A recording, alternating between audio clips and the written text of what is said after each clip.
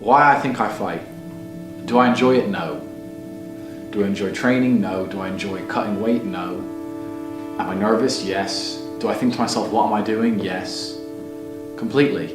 Unfortunately, it's one of those things you're either born with or you're not. And the only way I can explain it, to try and make it make any sense, is that if I'm not doing something which is either extremely difficult or extremely stressful, I'm in a perpetual state of crippling boredom. I can't explain it. I see other people live their lives and they're like, oh, I can't wait for the weekend because I want to watch this movie. I think, who cares about a movie? You're looking forward to the weekend for a movie? You're looking forward to the weekend to get drunk? Like, these things to me are so mundane. They mean nothing. And if I don't fight, if I'm not in a situation where I'm stressed or worried or concerned, I'm just perpetually bored. And boredom's crippling. If you're an intelligent person and you've got a good brain on your shoulders, you can't just sit there bored, you know? So most smart people take the academic route to avoid boredom. They learn, but that's never really interested me either. Although I've always been an intelligent guy and I've always done well academically, it never really interested me. And then I see people climb Mount Everest or jump off buildings or do base jumping, or the guy who jumped from space. People think, what's he doing? He's crazy. I understand. Because some people can't live normal lives. Some people cannot just function 9 to 5 office job, get drunk at the weekends. That is not for some individuals, and it's not for me. So I have to find something which keeps me physically tired enough to stop me going AWOL, and mentally tired enough. And I've chosen fighting, because without this, when I'm not in training, I wake up every day and think, okay, what am I gonna do today? It's 9 a.m. on a Tuesday, I'm bored, everyone's at work, I'm bored, and I'll end up doing something crazy. I'll either end up drunk or on the Eurostar, or, you know, it's just a random lifestyle, because I'm constantly looking for never-ending entertainment, and it doesn't exist. I think the only thing that could stop me fighting is if I had enough money to constantly entertain myself. Unless I'm a billionaire, I need something that keeps me focused and keeps me occupied in life.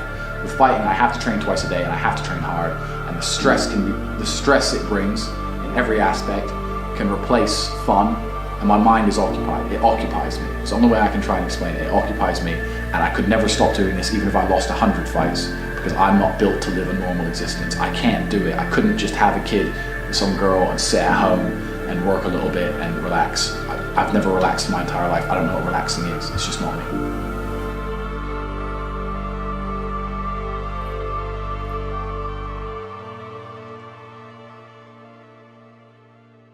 I was a 4-time kickboxing world champion. For 12 years, I trained 5 hours a day, 6 days a week.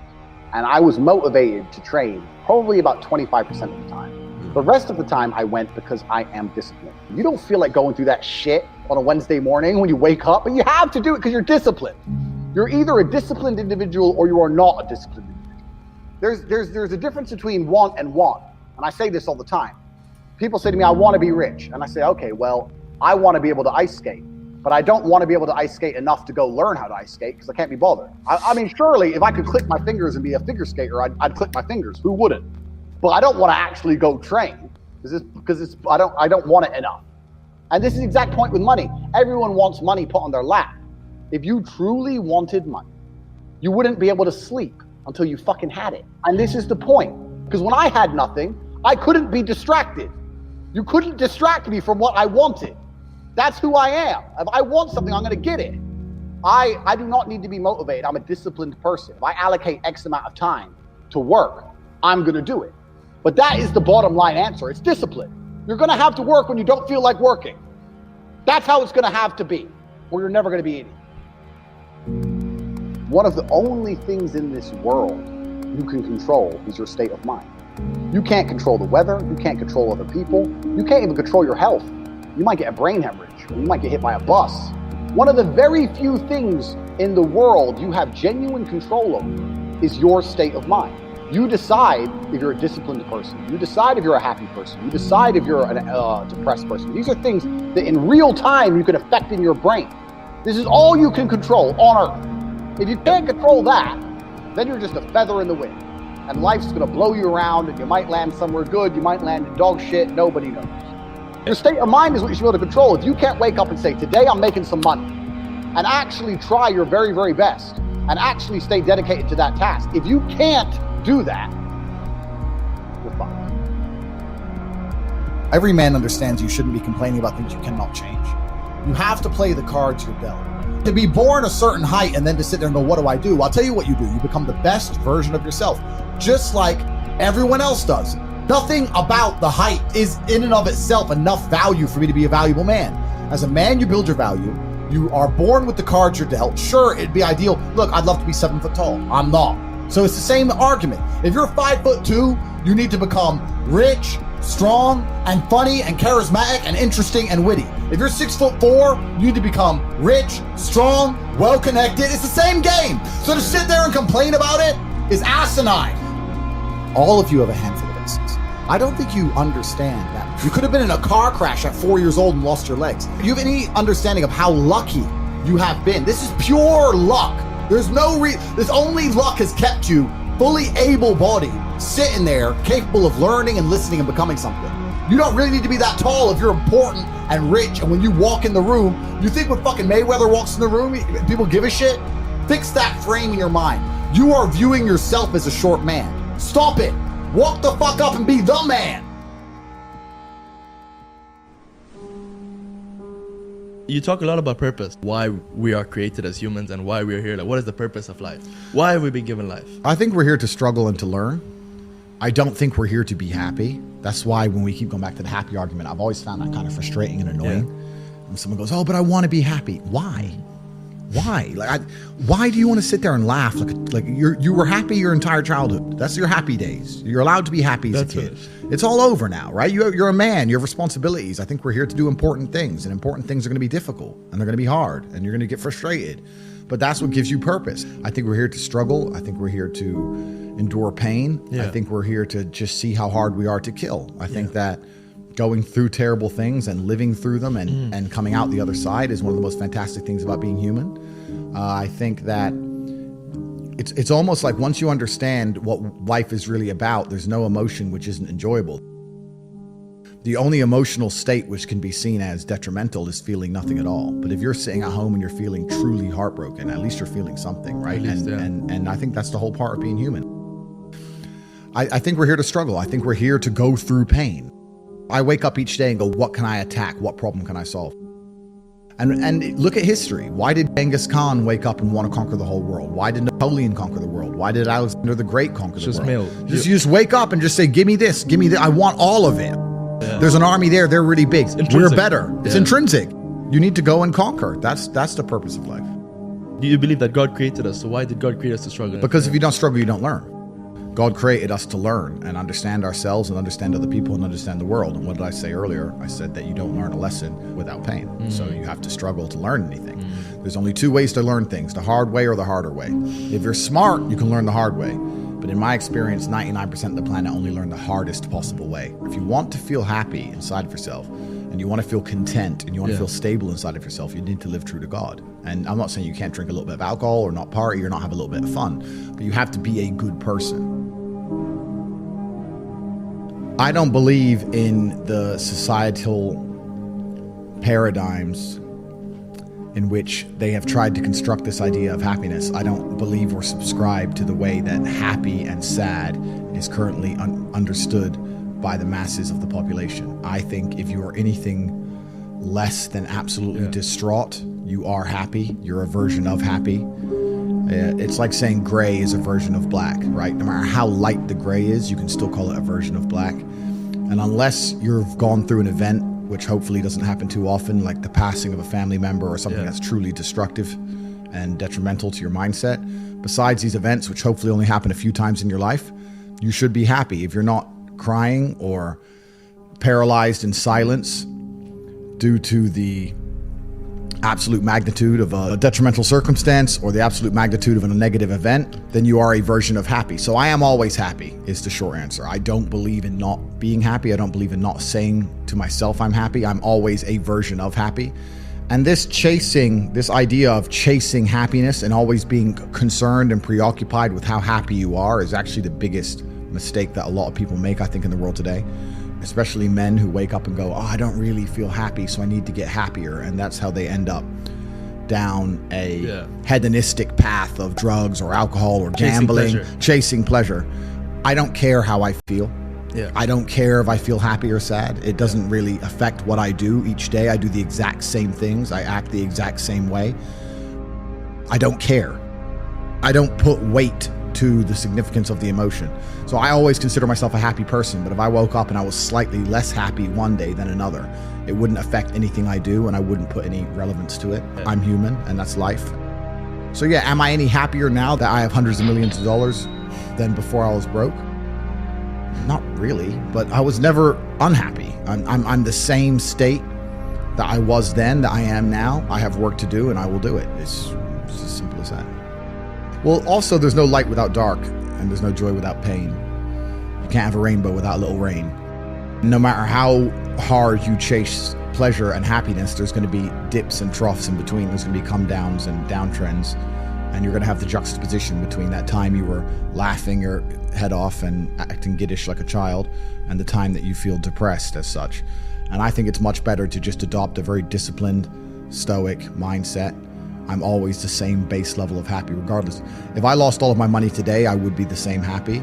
If my net worth quadrupled, I'd be the same happiness. But as long as I'm alive and the people I care about and love are alive, and as long as God gives me the honor of doing my duties and providing for the people I care about, as long as I get to wake up and know that there's a whole bunch of people in the world who need me and I get to work hard to please them and do good for society and good for the world, then I'm a vessel of God and I'm happy enough to survive. That's all I look at it as. I don't ever consider how do I feel. That doesn't cross my mind. I have things to do. I'm too busy. I have things to do every single day. I have very important things to do, and how I feel really is not going to affect how I complete those tasks.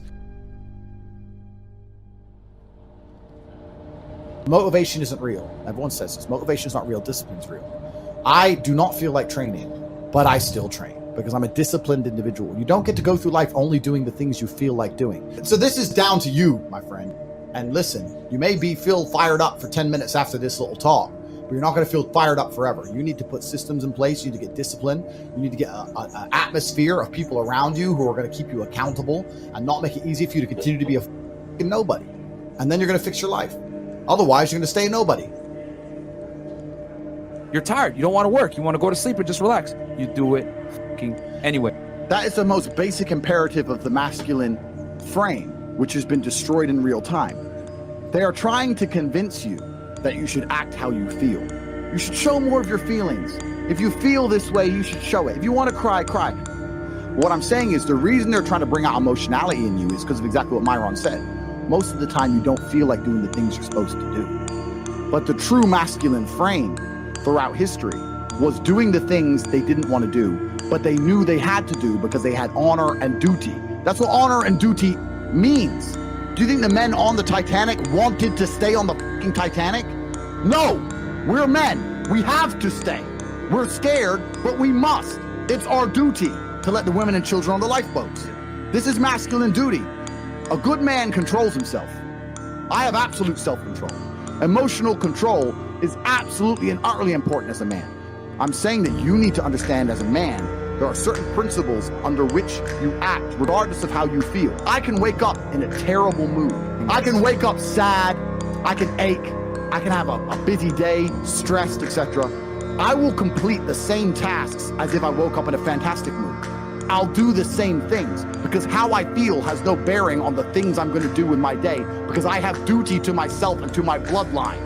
Because you think there's something wrong with you. You go, well, I lack motivation. I don't have the motivation to go to the gym. Well, here's the news flash. Neither did I. And I still did it. So now what are you going to say?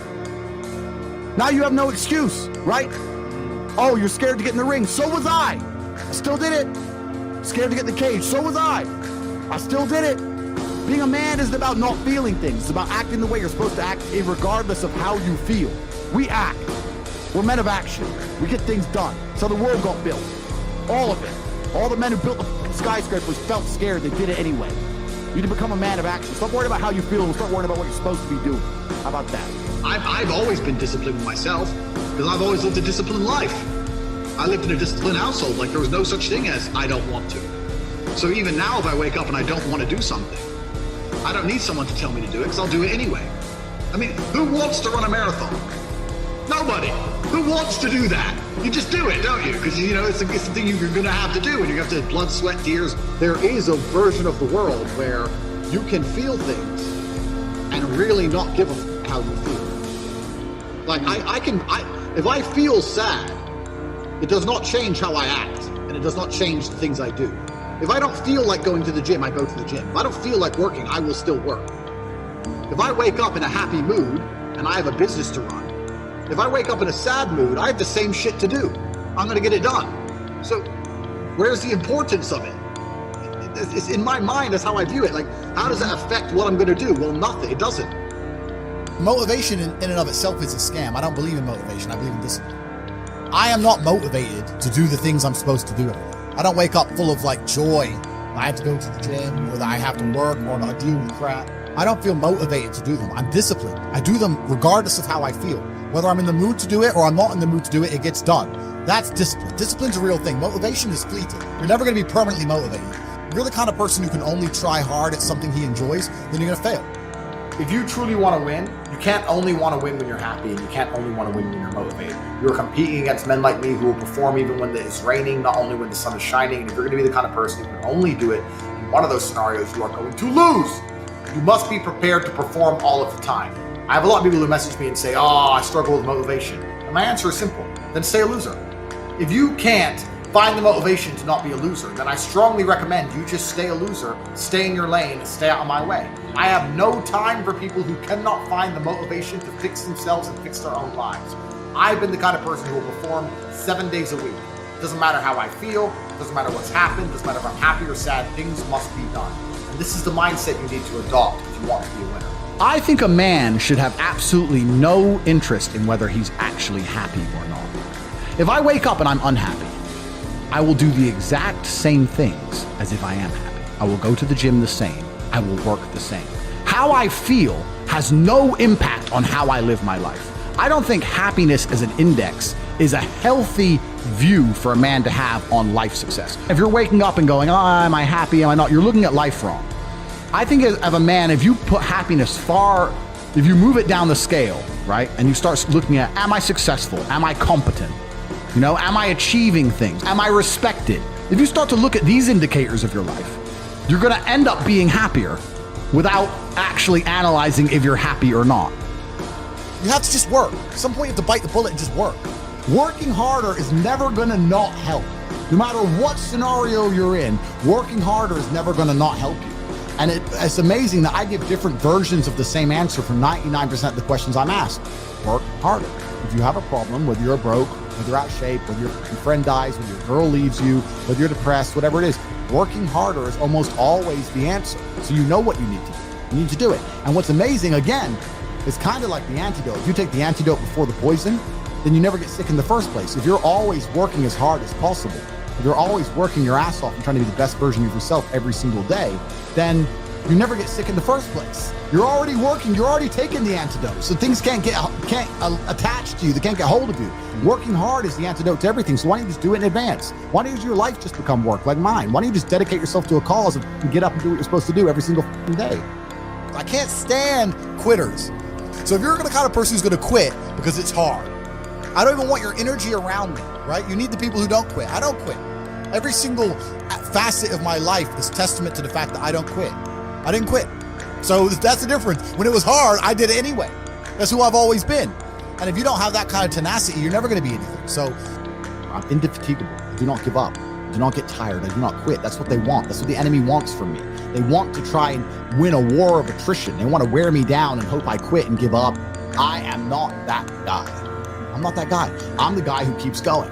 And if you're truly indefatigable in life and perspicacious, that's my favorite saying, the one I say all the time, unmatched perspicacity coupled with sheer indefatigability makes me a feared opponent in any realm of human endeavor, is absolutely and utterly true. If you pay attention to the things that are happening around you and you do not quit, you will be a dangerous opponent in any realm of human endeavor. It doesn't matter what you try and do.